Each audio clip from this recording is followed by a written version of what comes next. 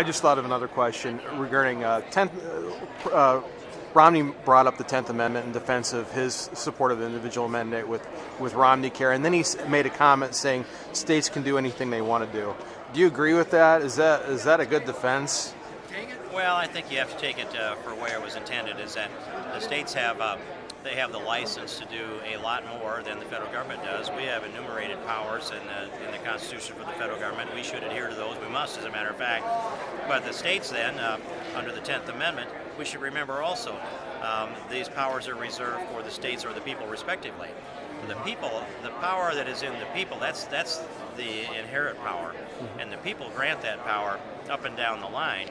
But they're listed in the 10th Amendment right there next to the states. So, but the states can control, or the people control the states easier than they can control the federal government. I think there's much the states can do that is unconstitutional for the federal government, but I don't think they can do anything. But if the people are protected from a federal mandate, wouldn't they also be constitutionally protected from a state mandate?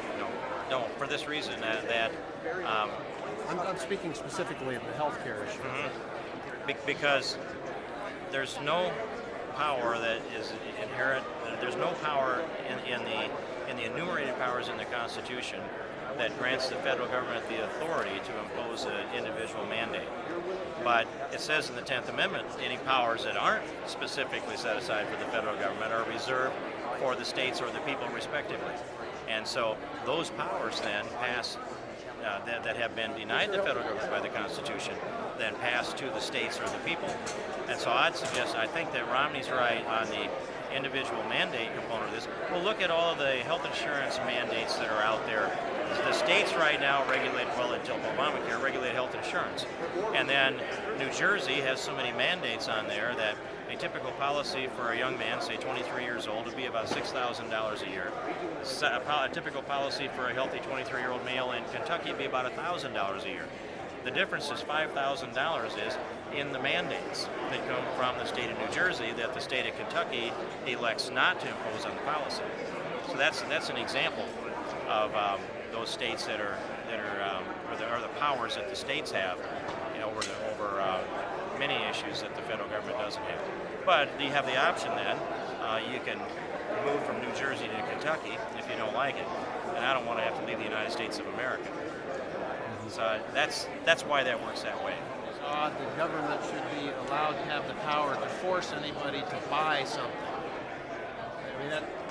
I mean, it's substantially different than having liability insurance on your car.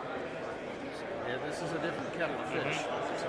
Well, I don't know what any state, what states have required that. Massachusetts, evidently, but I'm thinking here in Iowa, I don't know what we're mandated that we have to buy, unless it's access to a government service. I can think of that.